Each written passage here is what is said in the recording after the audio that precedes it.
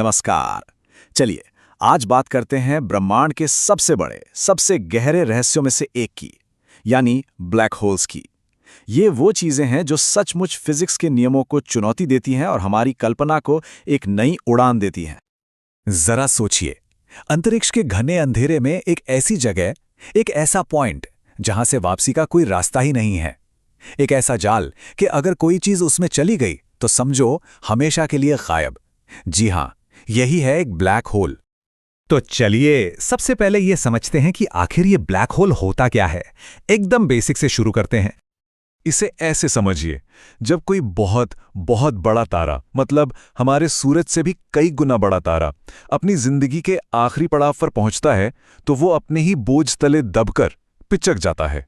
सारा का सारा मटेरियल एक सुई की नोक जैसी छोटी सी जगह में सिमट जाता है, और जब ऐसा होता है तो वहां एक जबरदस्त गुरुत्वाकर्षण का खिंचाव पैदा होता है, इतना पावरफुल कि कुछ भी उससे बच नहीं सकता, और बस यहीं जन्म होता है एक ब्लैक होल का।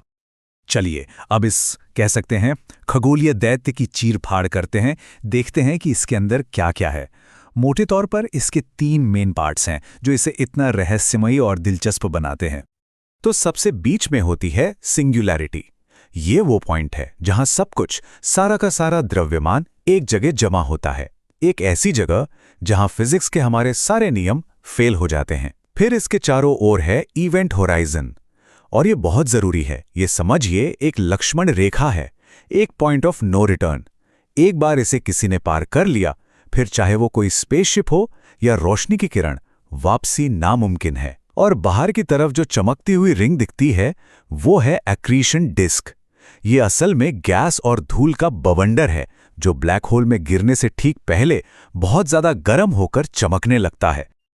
और हां, ये मत सोचिएगा कि सारे ब्लैक होल एक ही साइज के होते हैं। इनमें जमीन आसमान का फर्क होता है।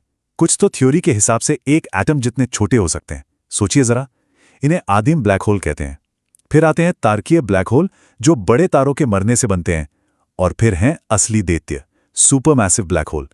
ये इतने बड़े होते हैं कि हमारी मिल्की वे जैसी लगभग हर गैलेक्सी के सेंटर में एक बैठा हुआ है। इनका वजन हमारे सूरज से लाखों, करोड़ों, यहां तक कि अरबों गुना ज्यादा हो सकता है। ब्लैक होल्स को लेकर ना फिल्मों और कहानियों की वजह से बहुत सारी गलतफहमियां हैं। तो चलिए अब वक्त है कुछ मिथकों को तोड़ने का और कुछ दिमाग चकरा देने वाली हकीकतों को जानने का।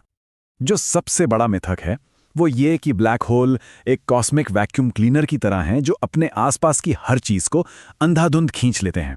पर सच ये नहीं है। देखिए, उनकी ग्रेविटी बहुत ज्यादा है, इसमें कोई शक नहीं, लेकिन सिर्फ उनके बहुत करीब। एक मजेदार बात, अगर मान लीजिए कल हमारे सूरज की जगह उसी वजन का एक ब्लैक होल आ जाए तो पता क्या होगा? कुछ नहीं। धरती अपने ऑर्बिट में वैसे ही घूमती रहेगी जैसे आज घूम रही है, बस हमें रोशनी और गर्मी मिलनी बंद हो जाएगी। अब एक ऐसी हकीकत की बात करते हैं जो किसी हॉरर फिल्म से कम नहीं। अगर कोई चीज ब्लैक होल के बहुत पास पहुंच जाए तो ग्रेविटी का खिंचाव उसके शरीर के एक हिस्से पर दूसरे हिस्से से कहीं ज्यादा होगा। नतीजा, वो चीज स्पगेटी की तरह एक लंबे पतले धागे में खिंच जाएगी। साइंटिस्ट इसे स्पैगेटिफिकेशन कहते हैं। सोचकर ये अजीब लगता है ना? और बात यहीं खत्म नहीं होती। ब्लैक होल सिर्फ स्पेस को नहीं बल्कि टाइम को भी मोड़ देते हैं। जी हां, उनके जबरदस्त गुरुत्वाकर्षण के पास वक्त धीमा चलने लगता है। इसे कहते हैं ग्रेविटेशनल टाइम डायलेशन। मतलब अगर कोई बाहर से किसी को ब्लैक होल में गिरते हुए देखे तो उसे ऐसा लगेगा कि वो इंसान स्लो मोशन में लगभग जम सा गया है।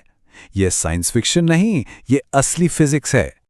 तो अब सवाल ये उठता है कि अगर ब्लैक होल पूरी तरह से काले हैं, अदृश्य हैं, यहां तक कि लाइट भी उनसे बाहर नहीं आ सकती, तो हमें पता कैसे चलता है कि वो वहां हैं भी?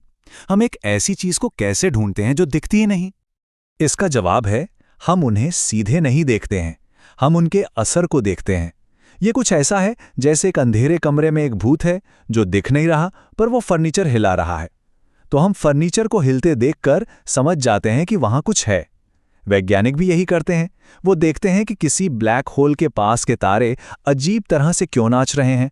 वो उसकी एक्सक्रीशन डिस्क से निकलने वाली एक्सरेज को डिटेक्ट करते हैं, और जब 2 ब्लैक होल आपस में टकराते हैं तो पूरे स्पेस टाइम में जो लहरें उठती हैं, जिन्हें ग्रेविटेशनल वेव्स कहते हैं, उन्हें पकड़ते हैं।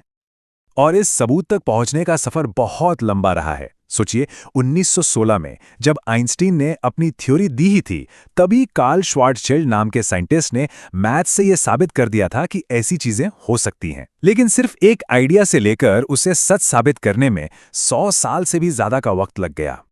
और फिर वो ऐतिहासिक साल आया 2019। एस्ट्रोफिजिक्स की दुनिया में ये तारीख हमेशा के लिए दर्ज हो गई। इसी साल इवेंट होराइजन टेलीस्कोप ने दुनिया को एक ब्लैक होल की पहली तस्वीर दी। अब जो तस्वीर हमने देखी वो टेक्निकली खुद ब्लैक होल नहीं था, बल्कि उसकी परछाई थी।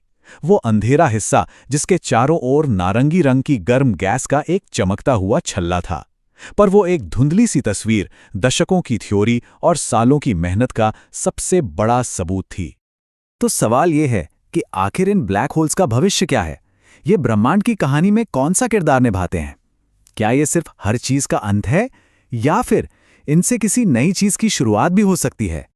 महान साइंटिस्ट स्टीफन हॉकिंग ने एक बहुत ही जबरदस्त आइडिया दिया था। उन्होंने कहा कि ब्लैक होल हमेशा हमेशा के लिए नहीं रहते। उनका मानना था कि ब्लैक होल बहुत धीरे धीरे एक तरह की एनर्जी लीक करते हैं। इसे आज हम हॉकिंग रेडिएशन के नाम से जानते हैं। और इस रेडिएशन की वजह से अरबों खरबों सालों के बाद एक ब्लैक होल पूरी तरह से भाप बनके उड़ सकता है। और इससे भी ज्यादा रोमांचक थियरीज भी हैं। एक आइडिया ये भी है कि शायद ब्लैक होल वर्म होल हो सकते हैं, मतलब स्पेस टाइम में एक शॉर्टकट, एक सुरंग जो शायद हमें किसी दूसरे यूनिवर्स में या हमारे ही यूनिवर्स में अरबों लाइट ईयर दूर किसी जगह पर पहुंचा दे।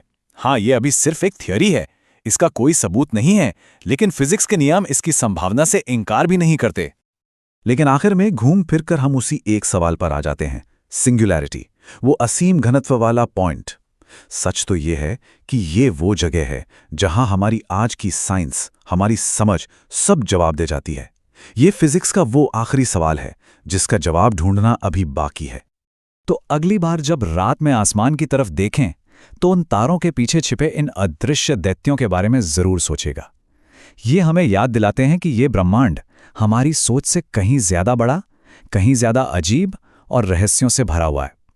और ये हमारे लिए एक सवाल भी छोड़ जाते हैं कि अगर ब्लैक होल हर चीज का अंत है, तो क्या ये किसी नई शुरुआत की वजह भी हो सकते हैं?